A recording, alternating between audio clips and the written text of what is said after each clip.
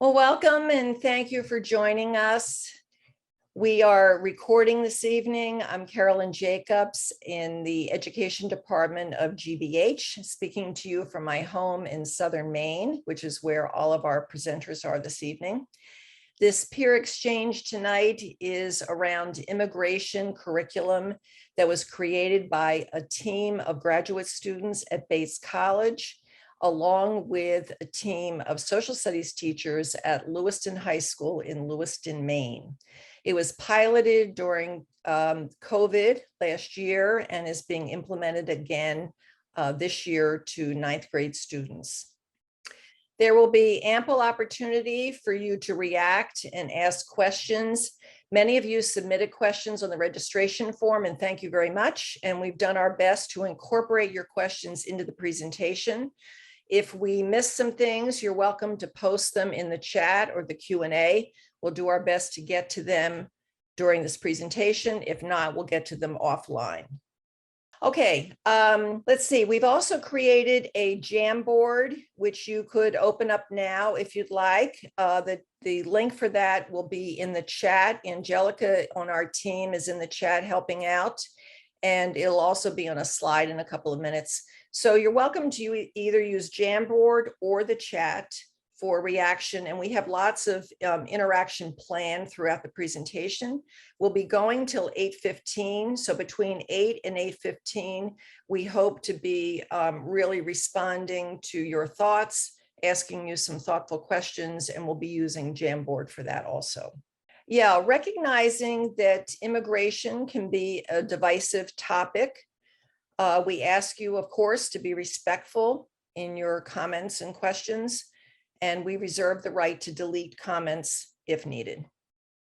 The genesis for this presentation was a book from 2019 called Home Now: How 6,000 Refugees Transformed an American Town by Cynthia Anderson. Cynthia is a native Mainer, and she's also a writing teacher at Boston University at BU. The book, she tells the story of lives of immigrants as well as non-immigrants in Maine, in Lewiston, and how their lives unfold during a time of anti-immigrant sentiment. And it's a very poignant account of America's evolving relationship with religion and race, and makes a sensitive yet powerful case for embracing change. All right, so as I mentioned, you're welcome to use the chat. We have Angelica monitoring that. Here's the link to Jamboard. And Pegeen, who is also on our team, will be in Jamboard looking at that. And you're also welcome to post questions in the Q&A. So the presenters will be watching things as they can when they're not concentrating on presenting, and we'll do our best to get to everything. I want to acknowledge and thank our funders who have sponsored this session: Nellie Mae Education Foundation and Virginia Wellington Cabot Foundation. Thank you very, very much. GBH Education is part of GBH, which is Boston's public media station and the largest producer of programs that you see on public media stations around the country. Particularly relevant for social studies teachers, GBH is the producer of American Experience and Frontline. In the education department, we produce supplemental resources. They're digital, of course, across disciplines, but we are particularly strong in social studies, largely drawing on American Experience and Frontline. So a resource for us means often a short clip, 3 to 5 minute clips that is drawn from a full-length program and then surrounded by support materials so that it's easy for you to incorporate it into a lesson. Using a development model for our work that we call Respond, Include, and Represent, We hope the resources we produce support the equitable learning and development of children and youth. And most of what we produce is published and available at no cost on pbslearningmedia.org. And you'll learn more about that as we go through. An example of our work, of the model of the work that I described, is a research project called Second Gen Science Stories. We're looking at, and it's a research project and it's ongoing. We're looking at how interactive graphic novels can support science learning for immigrant parents enrolled in ESL classes and their young children in grades K-2. And that's a unique approach that we're taking, not just addressing the learning needs of the adults as parents, but also as learners in their own right. You can find our resources on what we hope is a familiar site to you, pbslearningmedia.org, free, absolutely free, co-founded and produced by GBH and PBS. It offers thousands of resources for pre-K to 12, everything aligned to standards across subject areas. And at the end, I will be coming back on and giving you some links to supplemental resources, helping you pull out from these thousands some things that are particularly relevant for social studies teachers for immigration and other topics that you teach. Now we're into the fun part. We've had a great time planning this webinar, and here are our presenters. So we have Patty Buck with Bates College, Associate Professor in the Education Department. Patty led the graduate team and the Lewiston High School Social Studies team in their development of the Migration to Maine curriculum. Then we have the Social Studies team, Michelle, Kate, and Donna. We do not have Michelle with us tonight. She had a banquet with one of her children that she needed to go to, but we do have Kate and Donna. Thank you very much. And they are, actually Donna has moved into a new position as an instructional coach, but she has been a longtime social studies teacher, and she was a social studies teacher during the planning and the implementation of the curriculum.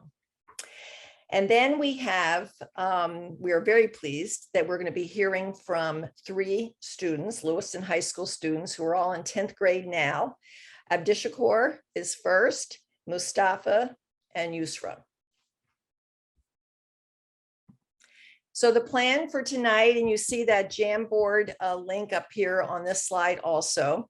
Patty is going to give us a little background about the project. Then we're going to turn it over to Donna and Kate, and the students will pop in and out and go through some of the high-level points of the curriculum, how it was used, how it was adapted, and how it was received, and lessons learned. I'll come back on for a couple quick closing remarks, and then we're going to open it up from 8 to 8:15 for open dialogue using Jamboard or chat, whatever. Okay, so I'm going to turn it over to Patty. Thank you.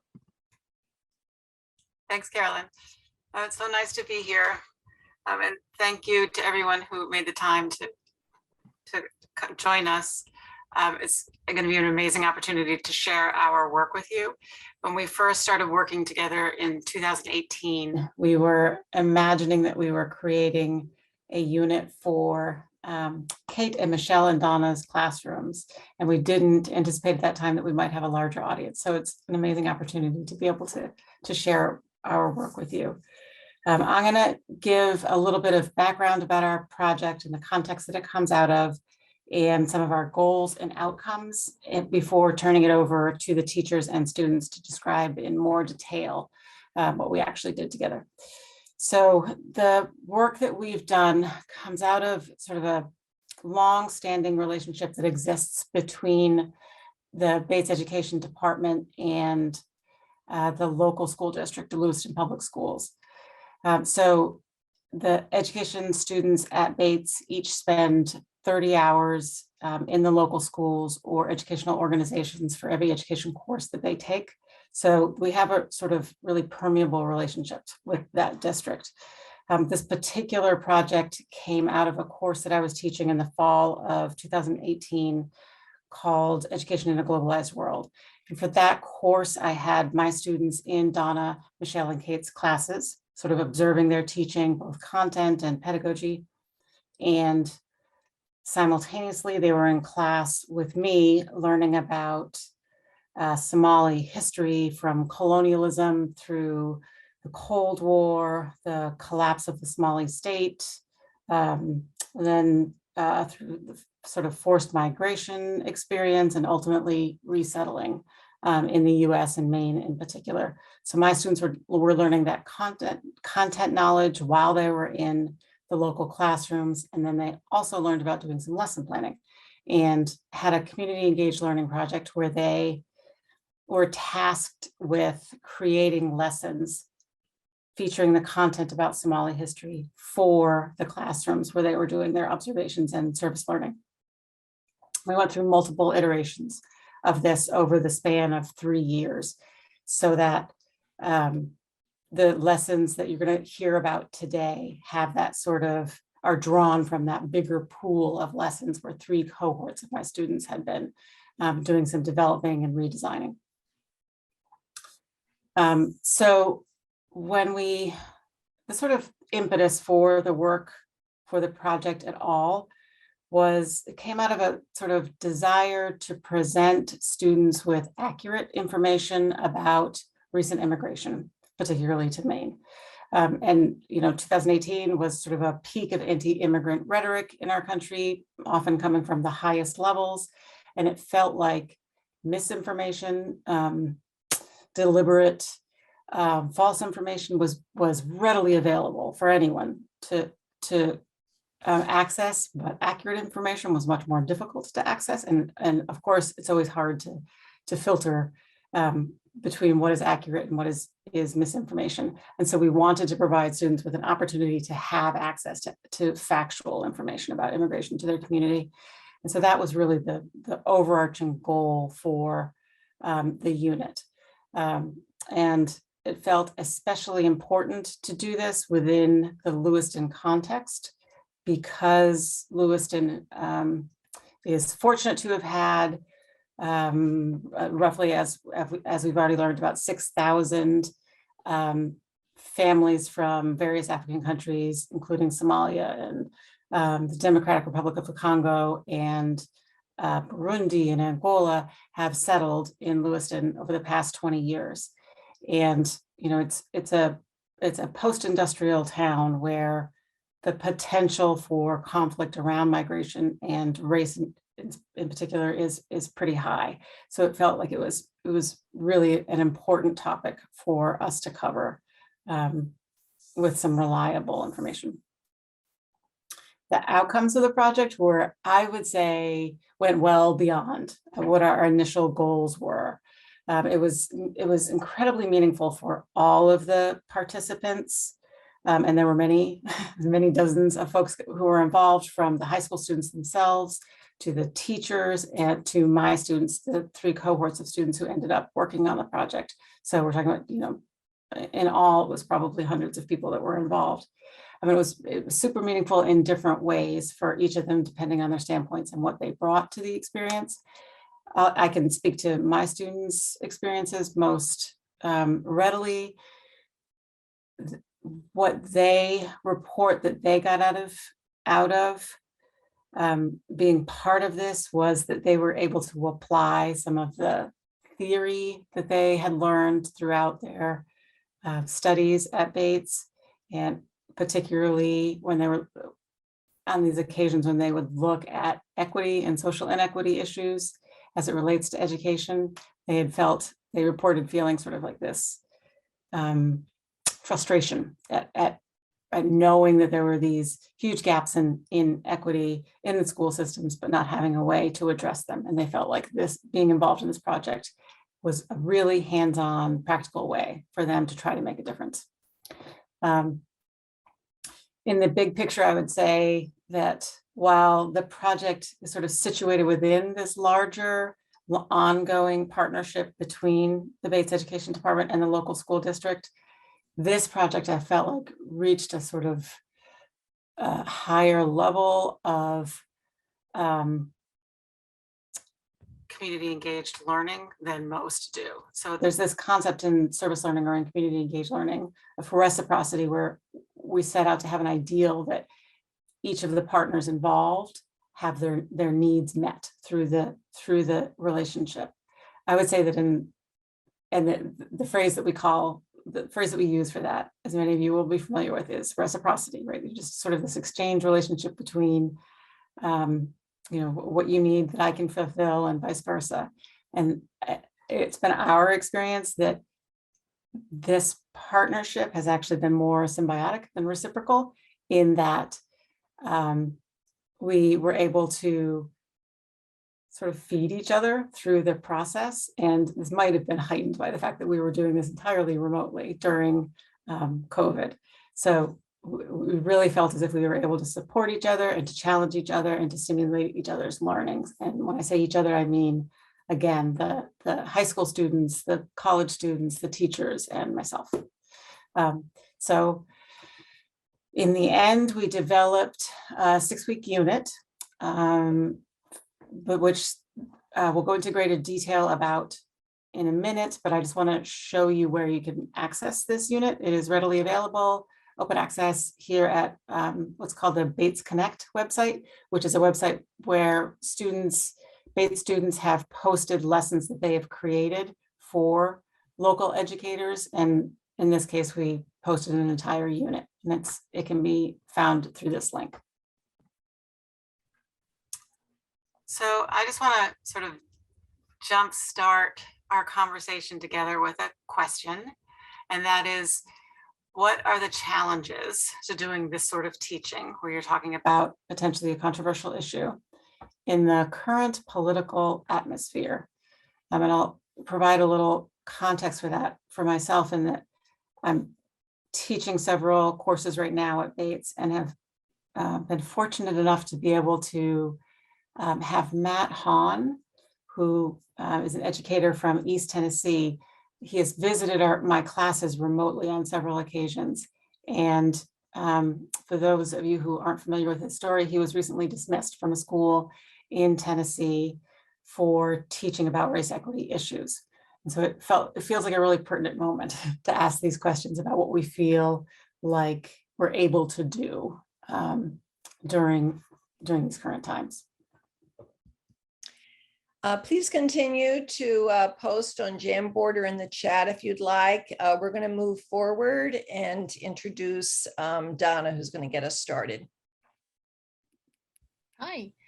So I'm Donna Olson. I'm one of the teachers that participated, along with Michelle and Kate Chase, who's here as well, who's going to, I hope, chime in with me in a moment. So Lewiston High School, you heard a little bit about the town from Carolyn and from Patty.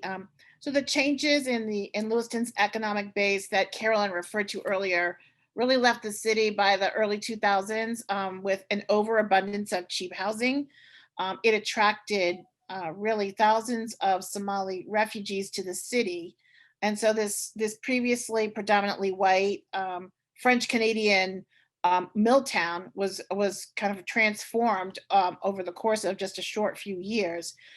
Right now, it has 7 times higher than the state average of non-white population. So it really is different. Lewiston is perhaps the most diverse city, other than Portland, Maine's biggest city, here as well. So today at Lewiston High School, we have about 1,500 students. Approximately 30% of our students are from immigrant families. Most of those families are Somali, but in recent years, we've had an influx of refugees from Democratic Republic of Congo and Angola. So more languages are being spoken in our school. They've added to the diversity. In addition to the book that Carolyn referred to earlier, Out of Nowhere by Maria Padilla is a book it's a fictionalized version of that transformational period of time in Lewiston. And then our soccer team won the state championship with a very diverse group of students led by a very dynamic coach in 2015, and a book was written called One Goal by Amy Bass. So that's a little bit about us, but we're definitely a very diverse and multifaceted community. Kate, what do you think?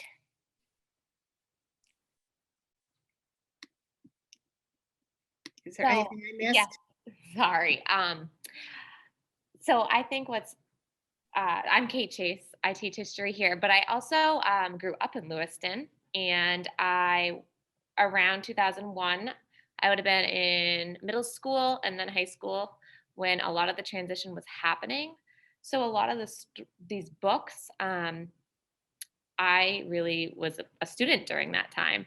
And I always tell the students now, like when we're doing this unit, the change that Lewiston has made and how far we have come as a community and embracing diversity, I was able to see, and it's really amazing and remarkable, because it went from awful things that like my granddad lived in Germany and heard about what our mayor was saying, and all the things that were happening, making global news about this small town in Maine. And now, I mean, these books are being written about the diversity and how we embraced it. And this unit helps with that too. I want to add that when you have immigrant students, even though most of our students are Somali, that it is they're multidimensional. Like the two students we have today, Abdi Shakur and Mustafa. You guys can turn your screens on if you want to and say hello.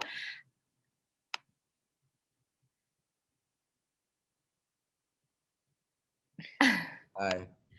Hi, Mustafa and Abdi Shakur. Can you want to say hi? Guys. So they are both from Somali families, but have very different stories.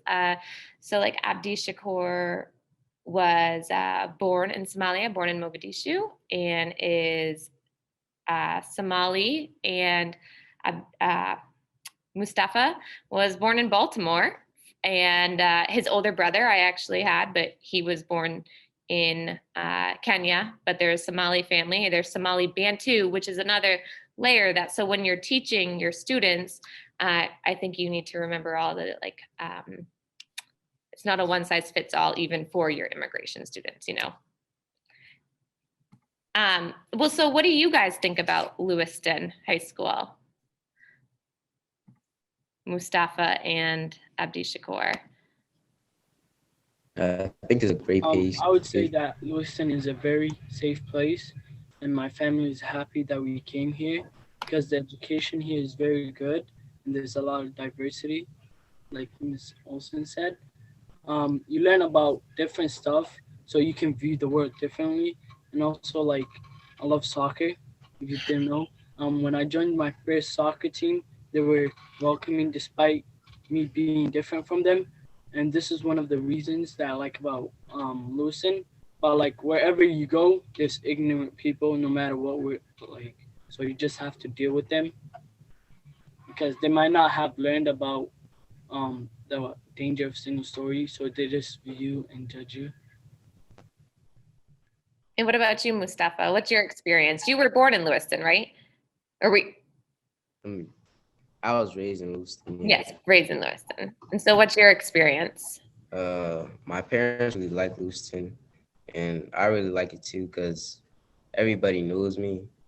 And every time I go outside, people come up to me and greet me. And every time, as a kid, I always like change schools. So they always greet me, and I made so many new friends around Lewiston. And yeah, I really like Lewiston. Thank you. We really appreciate, I think you guys are incredibly brave, you know, for sophomores in high school for coming on and talking with all of us. So I know that everybody really appreciates your being here with us. We want to talk a little bit about how the weekly meetings went. We met on Zoom, as we said, this really, the bulk of our work was during COVID. We met every Tuesday afternoon on Zoom. Kate, Michelle, and I the girls from Bates, Patty, I wish you could remind me now of their names. Sophia, I'd love to just honor them because they work so hard, and I'd like to say their names. We would discuss lessons. We would talk about what their plan was. We might offer some feedback and they might tweak the lesson a little bit, but then we would also talk about what went well the day before, maybe what we would want to implement from something that worked well into a lesson later on in the project. They were all very high interest topics for the students. And every week they did a slideshow to really show their learning. So we tried to make this all really inquiry based. Every week was centered around a question, and students delved into that question with the resources that these wonderful Bates seniors gave us every week. And really it was so rewarding, at least as a teacher, to see students like so excited and so engaged in a unit, especially in a year where half of the time, you know, they were online. They were really in school only for 2 days a week, and then remote the rest of the days. This is just an example of, we worked out of a Google folder. So we had this organized for each of the 5 weeks, or really 6 weeks. There was kind of a reflection at the end, I think. But every week you can see it's surrounded based on a question. First week was an overview, but we delved into that first week. Well, what's the difference between the migration patterns now and the migration patterns 100 years ago, you know, when the mills were working at full capacity? And the kids were able to see some through lines through that migration pattern that they recognized. And I feel like, what do you think, guys? When you were looking at, for example, how migration, so do you remember that first week when we looked at the French Canadians? This may be putting them on the spot. French Canadians and what their experience was, and how there were some similarities between some of the experiences for the newer immigrants today, new Mainers. Is that too much to remember? It was a year ago. Oh, thank you, Patty. Javon, Natalie, Cameron, and Sophie, they were absolutely wonderful to work with. And so this unit would not have been successful without them.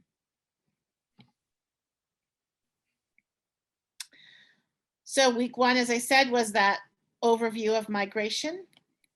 Week 2, Kate, is this you or me? It's me. Is what life was like in refugee camps. And that really was an eye-opening unit, I think, for a lot of us. There was one particular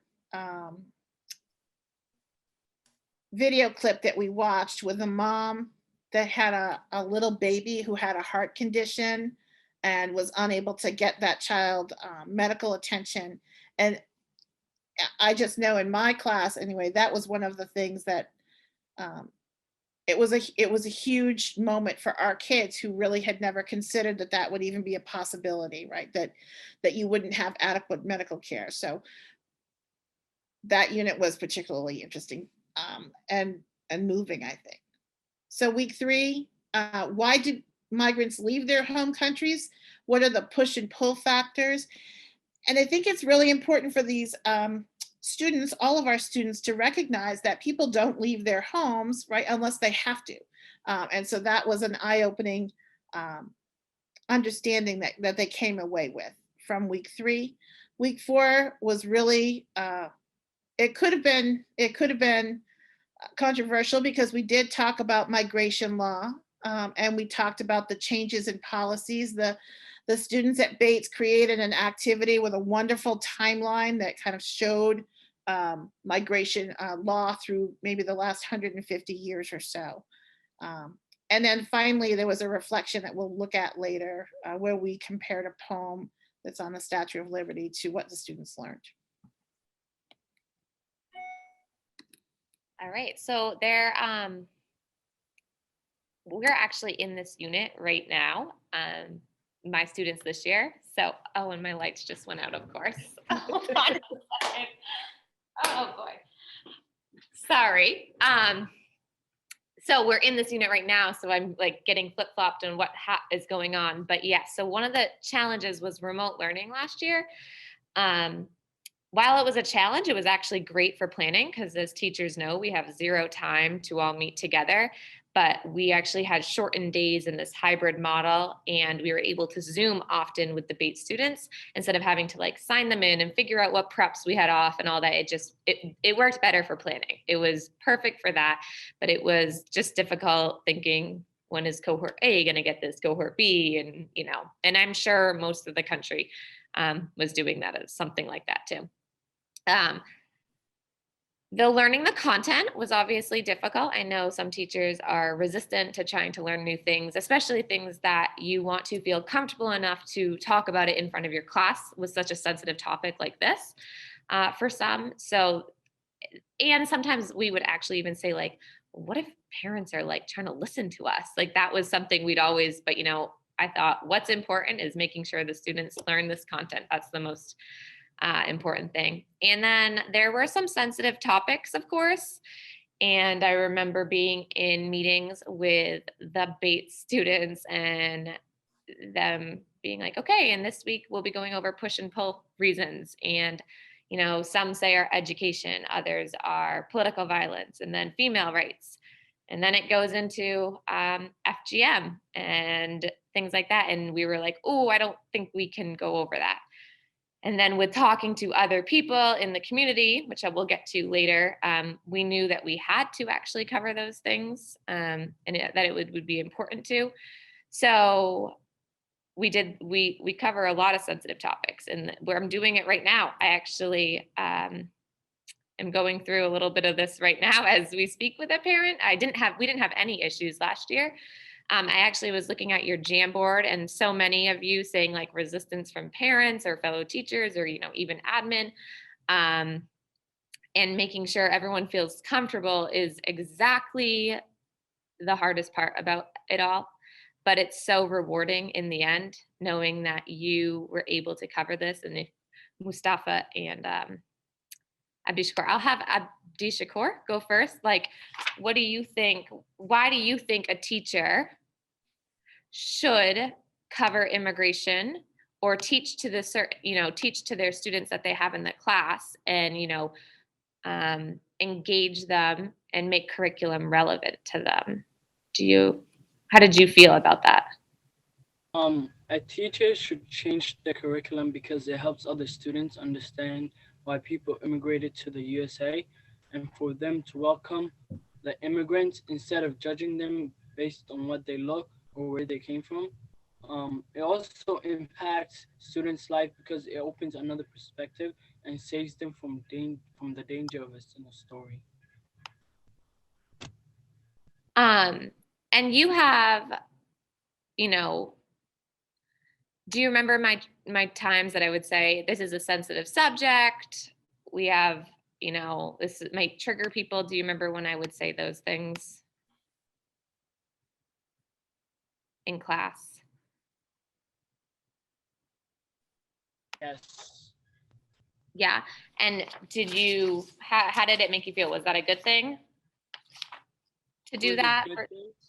It was a good thing because it gave me a heads up of what was coming and I was prepared for it.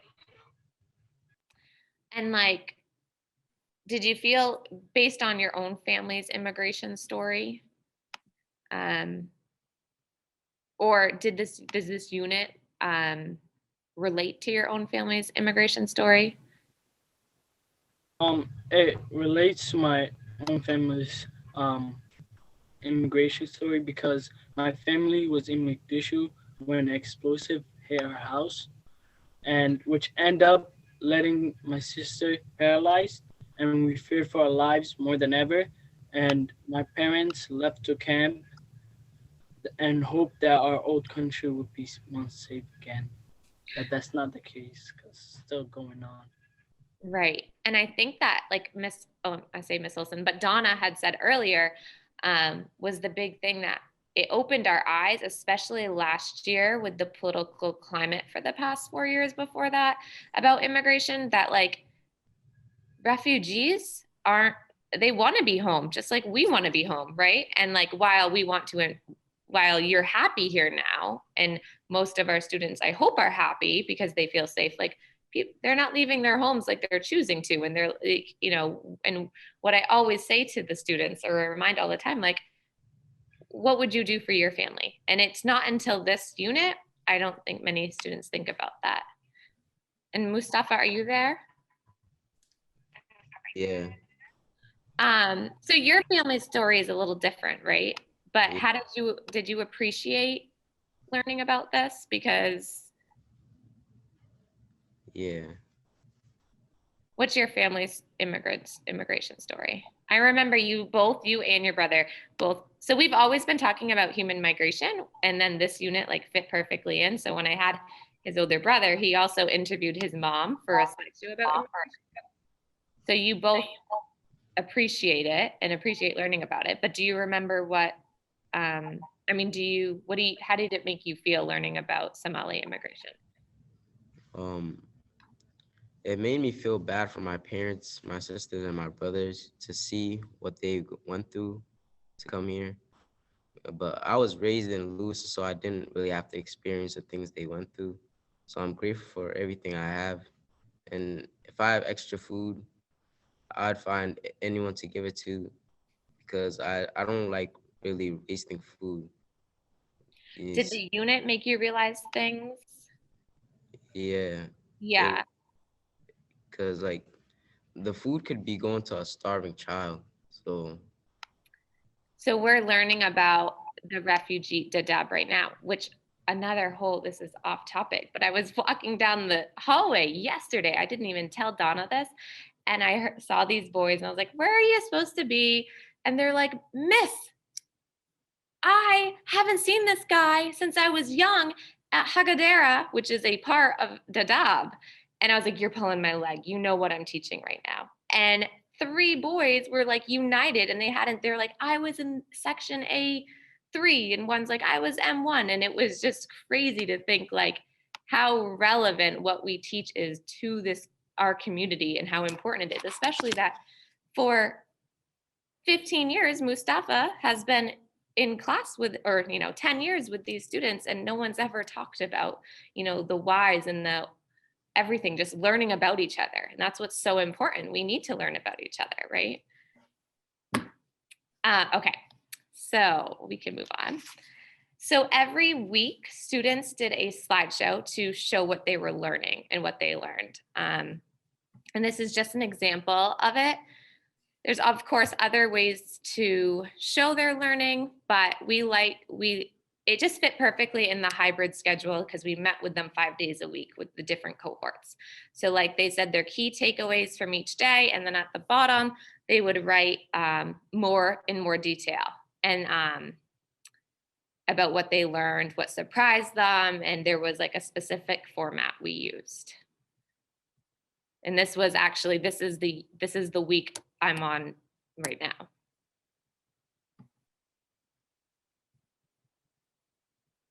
So gender inequality and education and job opportunities. We did education today in class.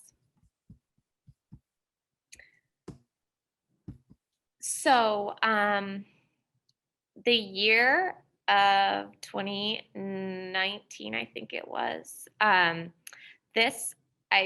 was walking down the hall, and an English teacher that used to teach in my room gave me a flyer to go see, said, hey, come listen to this author. And I was like, I've never heard of this person. And it was my prep, and my lights just went back out. And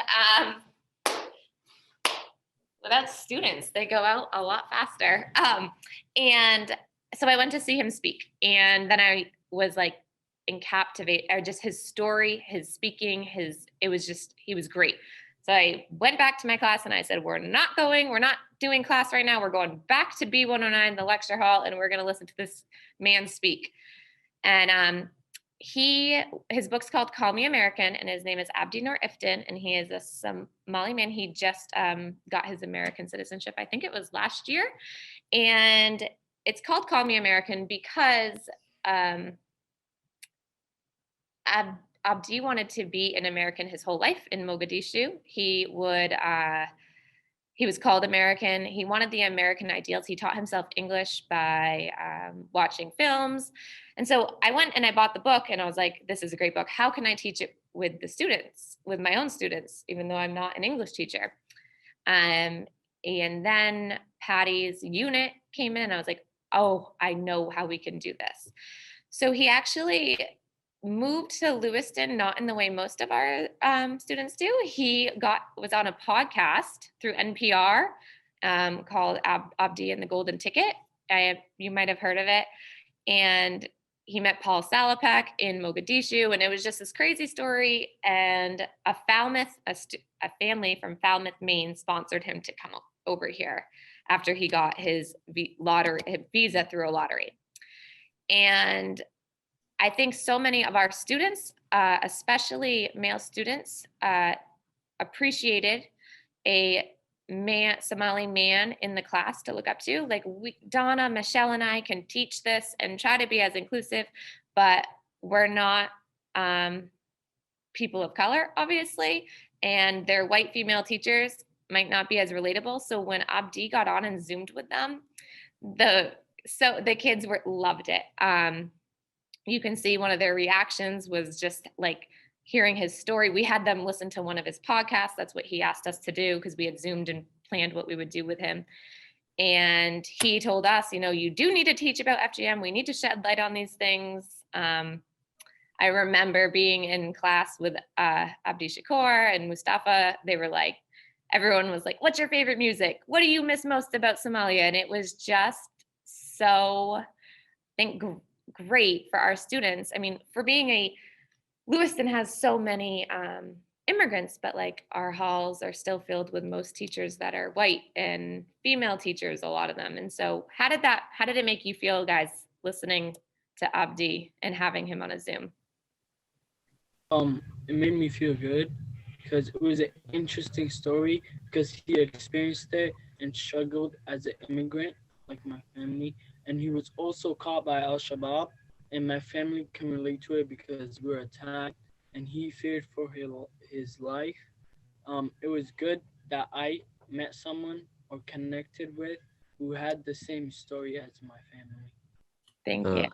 It really helped me understand more about refugees because my teacher isn't a refugee, but he was a really useful source. So it really helped me understand more about refugees.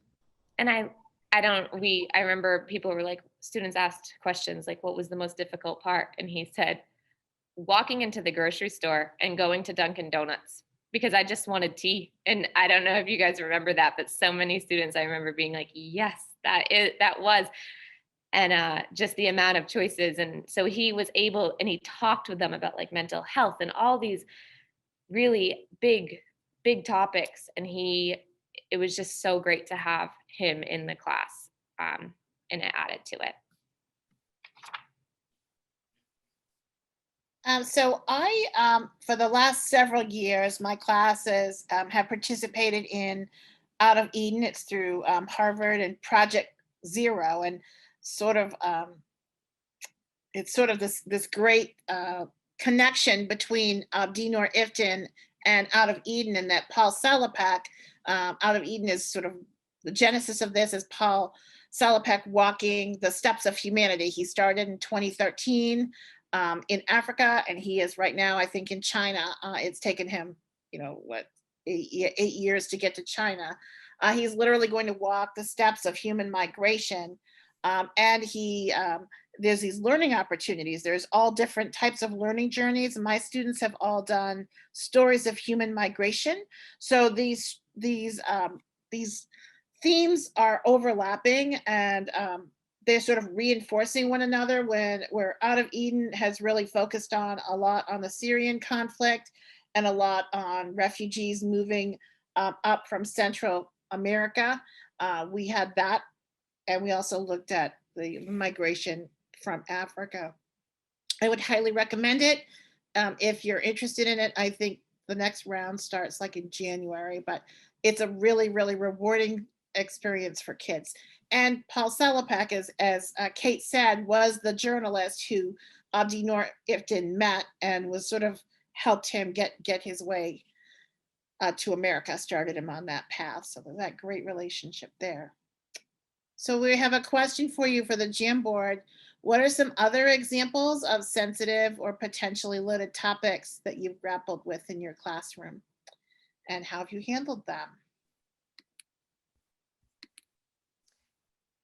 And Donna, this is Carolyn. I'm just going to interject for a minute that we will do our best to kind of curate the responses in the chat and Jamboard, and that will come out as a summary document early next week for everybody, as well as people will get an email tomorrow at the end of the day from Zoom that will have the recording link, the link to the resource document, and also the link to the survey.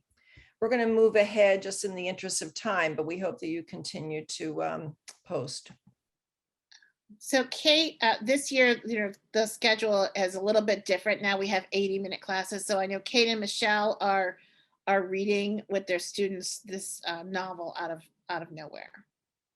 Yeah, and this novel, we're so fortunate in Lewiston to have all these books written about our town. But this is it's made up in Lewiston. Like, so while we read, kids are like, oh my gosh, I can picture Lewiston. It talks about the bread being baked at one of our factories downtown. And I was walking into school tonight and I could smell it. And I thought of that. But yeah, so the kids have been liking that. It's a very good supplemental text that goes through, the beginning of immigration to Lewiston. And it's a great story. Kate, Michelle, and I used this book last spring as an honors challenge for our 9th grade students because we wouldn't have had time to do it in the class.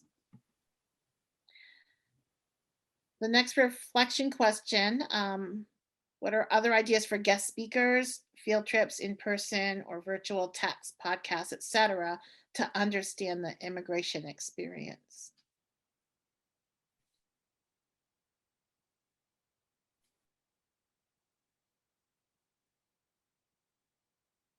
I definitely think the highlight for our kids was having that opportunity to talk directly with Abdi last year.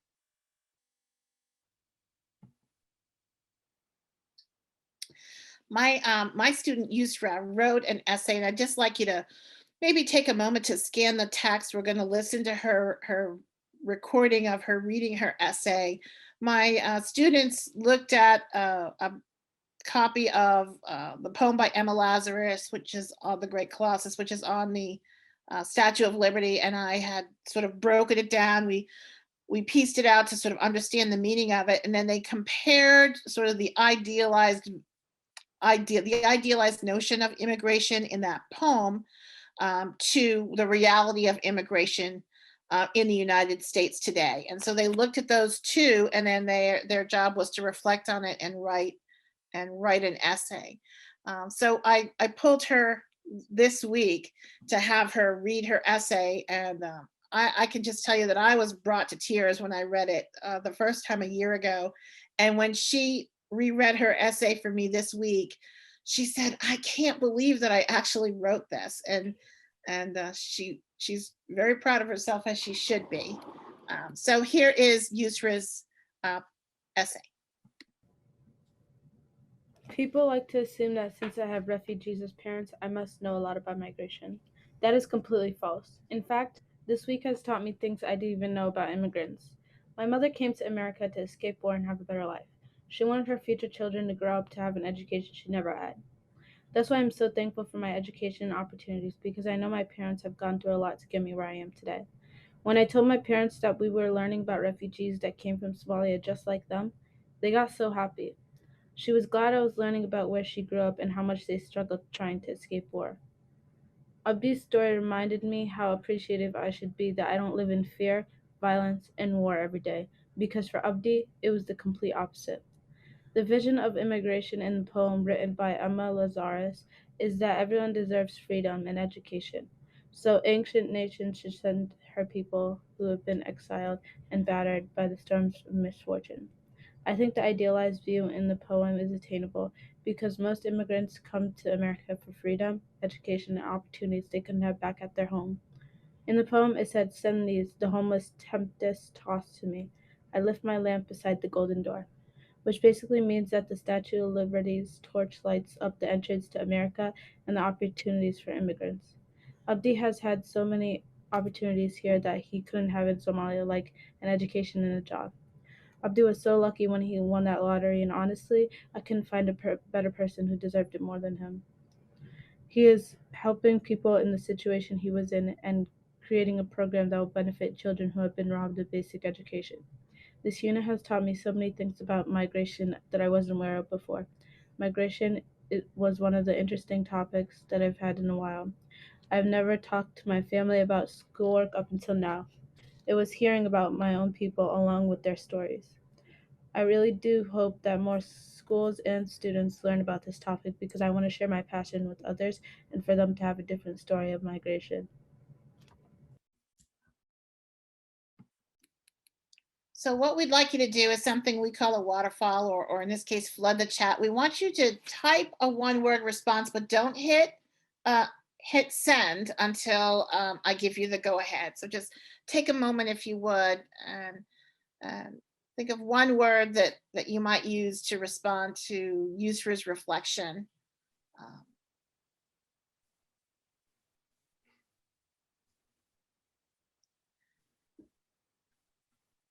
And if you're ready, you can hit send. That's wonderful. Thank you. Look at that.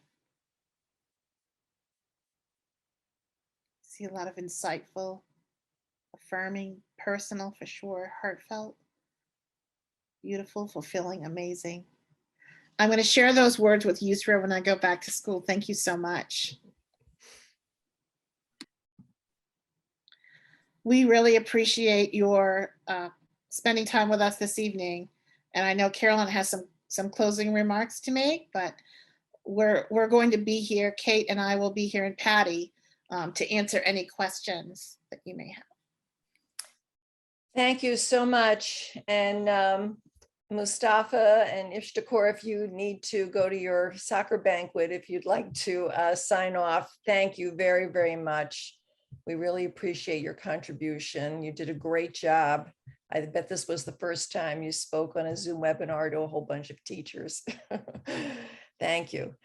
Okay, I'm just going to go through a quick some closing remarks and reminders. The first is pbslearningmedia.org, where you will find free resources from public media, a co-production of GBH and PBS. Everything is free on the site.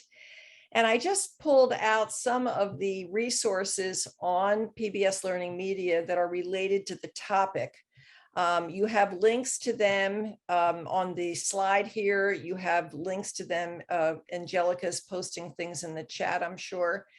This was a frontline project, very powerful and apropos for the topic. Last Days in Vietnam, there is a collection on a collection in our world is a curated group of resources around a particular topic or program. In this case, it was an American Experience production. This is a very powerful collection of resources, and I challenge anyone to not be mesmerized by Last Days in Vietnam, Mickey Nguyen's story. Mickey down here on the right-hand side was evacuated with his family by helicopter and dropped through the air into the arms of the military on a ship. And it's a very, very powerful clip. This just came to my attention. This is kind of ancient history, 2008. It's a production of WNET out of New York. And it tells the story of in the very beginning in 2008, when there were about 1,000 Somali refugees in Lewiston. And you'll find that also on PBS Learning Media. A very different kind of project, but I wanted to mention because it's certainly appropriate for social studies teachers. It's a multi-platform project out of Frontline called Unresolved. And it tells the untold stories of racist killings in the civil rights era. And we have created resources for the classroom around this, appropriate for high school students. And these resources are going to be published tomorrow.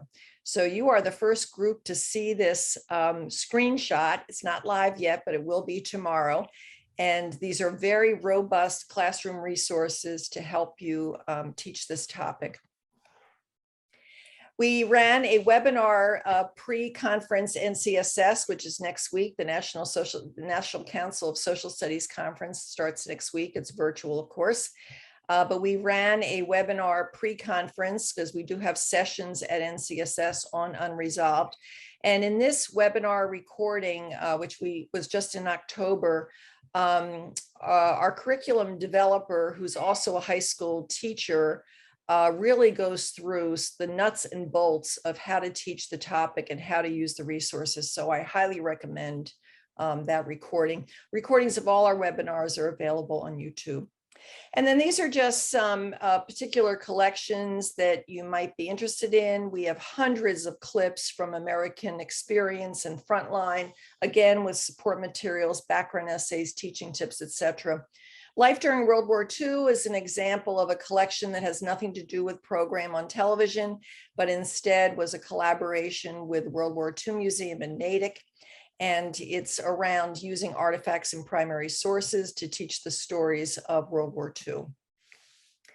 Unladylike, Ken Burns in the Classroom, American Masters, again, all collections that might be appropriate for social studies teachers. Please help us do better. We are always striving to make sure that your time is well spent with us and that we're doing the best we can. And we do listen to your suggestions very seriously. The survey is created by our research department. You can remain anonymous if you would like. You can download a certificate of attendance after you complete the survey, and we'll keep the survey open for about a week. And we appreciate your feedback. Thank you, everyone. Thank you to Patty for helping us during a very, very busy time in your life, your academic life. And to Kate and Donna and Michelle in absentia, who was part of the planning team also, but could not join us tonight. And then, of course, to the students who were a part of this. So thank you, and thank you to all of you for joining us. So we are going to continue for about 15 minutes. Look at this, guys, 8 o'clock on the nose. Is that good? We are so good. So 8 o'clock on the nose, we're going to continue for another 15 minutes and keep things open. And I think I'll share the Jamboard, if I can figure out how to do that here. And then I have it open right here. Okay, here we go. All right, good. So we have some responses here already. You'll see that after the questions that you've already seen a little bit through the presentation, I did set up a couple of extra screens or a second screen for each of the big questions in case things got crowded. This was a question that we posed before. Feel free to keep posting on any of these. But this is a question that, and I'll give you a preview of the next one here. So we're interested, this was a question that Patty suggested. I don't know if Patty, if you want to expand on it or not, but we're interested in your reaction to this. And again, you can post anything in the chat or the Q&A and we'll do our best to get to you, or we'll get to you offline. Thanks, Carolyn. I think all I would add to this particular question is maybe an aligned one about whether or not it feels as if teaching topics like this, teaching topics that are controversial, is becoming more and more difficult, or if it feels as if teachers feel endangered when they do teach controversial topics.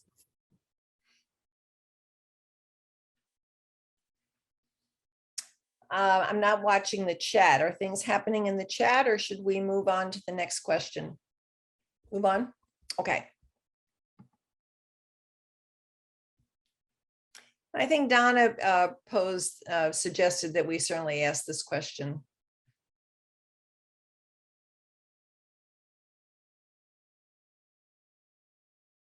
Donna, do you want to unmute and say anything about it? Well, I think, we're teachers and teachers are always looking for ways to improve their practice, always reflecting on units and wondering what can we do to either improve engagement, make the material more relevant. So if there's any suggestions that someone has that we could certainly look at going forward. I know I do miss being in the classroom right now, and I miss teaching this unit, but I know that Kate, I know you're teaching it now. I know Michelle is as well. And I can imagine this is going to go forward for a while.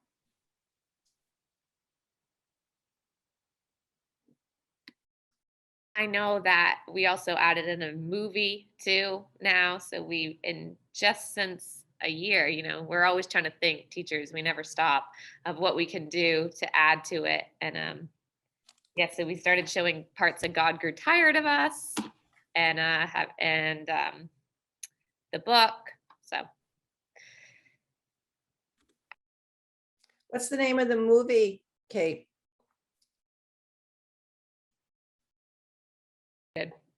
I haven't been on Zooms in a while. I'm sorry.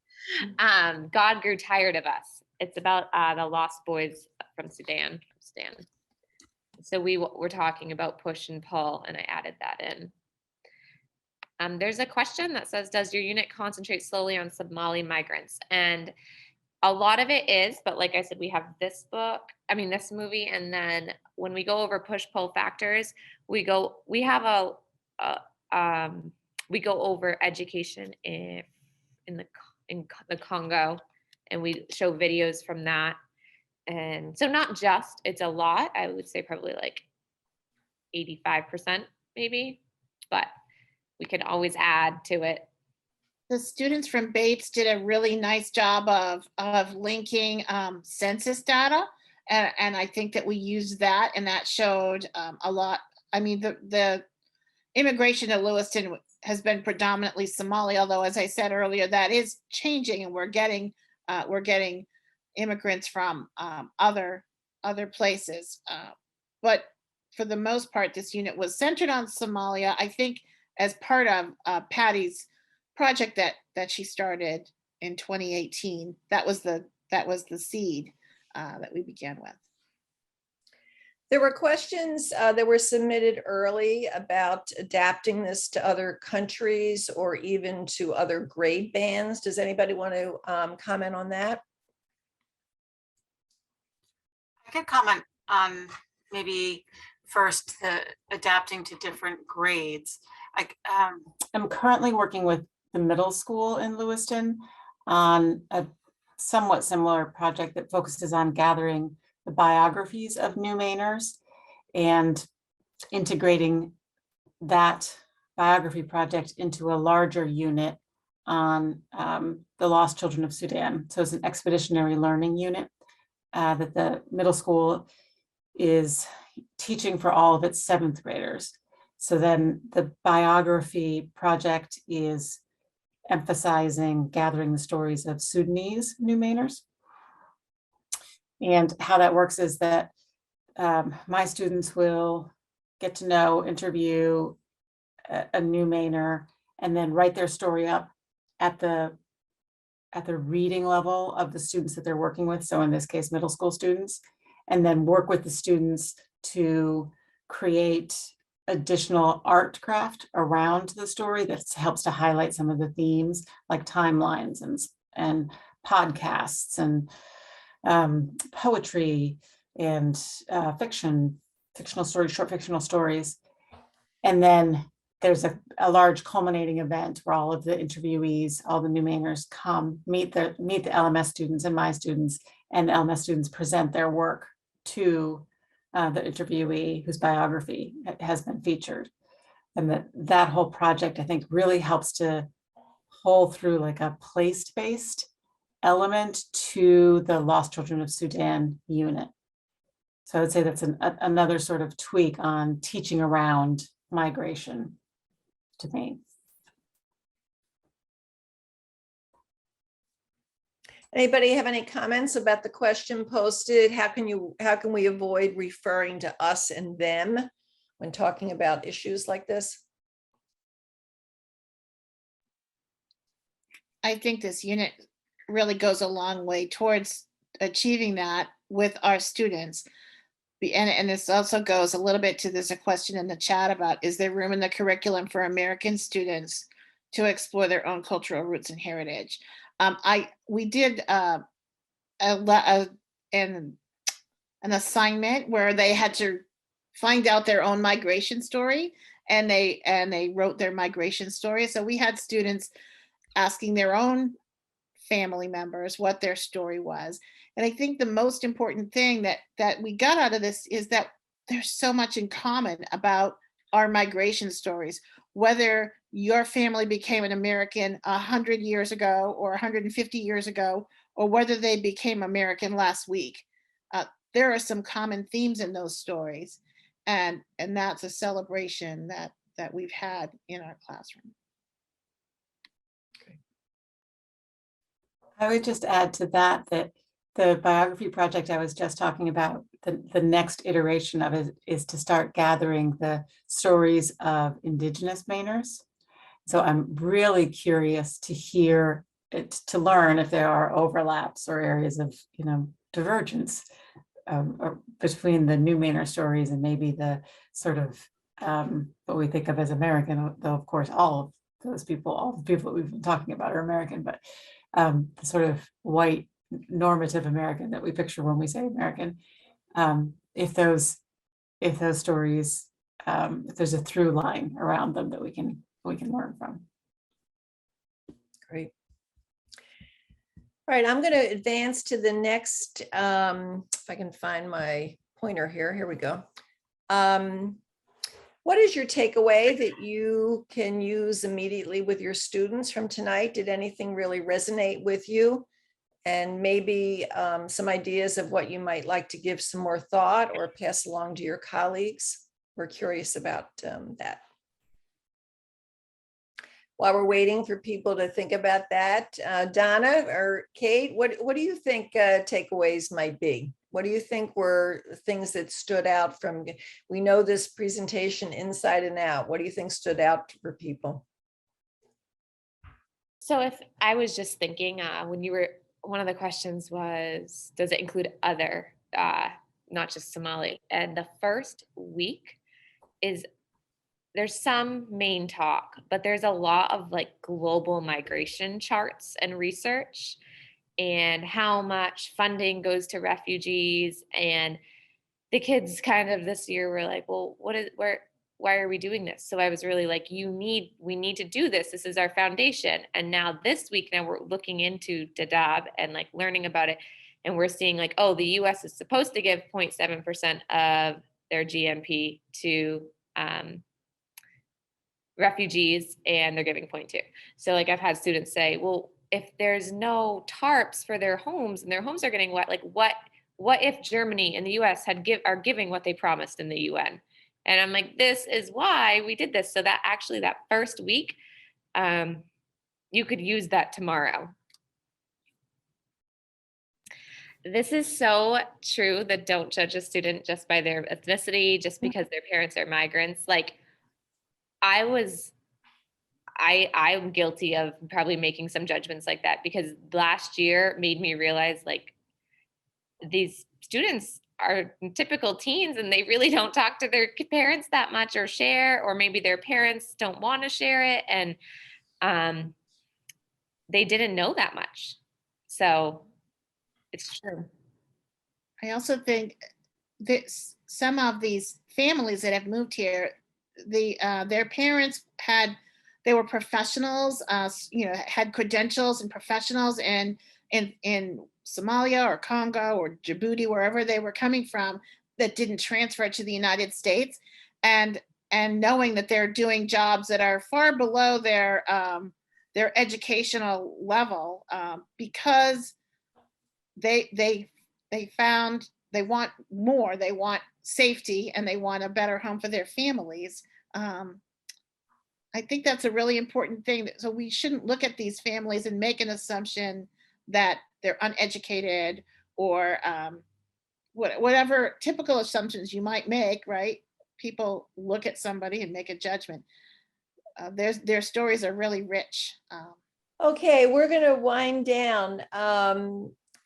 I've been struck along the way of planning and getting to know these fine educators about the passion that you've brought to this, and it maybe even has impacted your whole professional life. But it's been a joy, and I think you've given your students a gift through all of this symbiotic relationship you've had with Bates College. And I'm imagining that many similar things are going on around the country, and I hope we've unearthed some of those stories through this session. All right, we're going to be closing out in a minute. We'll keep the chat open for a couple of more minutes. I want to thank the presenters again. Thank all of you for coming. I know it's tough at the end of a long day to sign into yet another Zoom webinar, but thank you. We have recorded, the recording will be available on our YouTube channel, and you'll get the links to everything tomorrow in an email that comes out towards the evening from Zoom. And then, as I mentioned, I will go through the chat and Jamboard, which will be available to you, and try and sum some things up and maybe get some final thoughts from the presenters to add to that too. All right, does anybody have any final remarks? Otherwise, we're going to just keep the chat open for another minute and then close out. No? Okay. All right. Thanks again. Good evening, everybody. Have a great rest of the evening. It's probably bedtime for many of us. Thank you. Good night. Thanks so much.